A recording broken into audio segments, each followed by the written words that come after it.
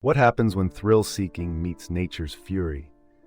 In a stunning snow-covered landscape, a seasoned snowboarder, eager to conquer the unmarked slopes, took a plunge into adrenaline. As he carved through powder, he failed to notice the ominous crack beneath the surface. Suddenly, a deafening roar filled the air as an avalanche unleashed its fury, sweeping him off his feet. With heart-pounding urgency, he fought against the relentless snow, each second feeling like an eternity.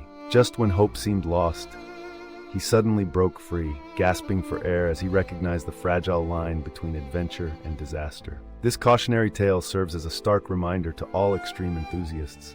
Nature demands respect.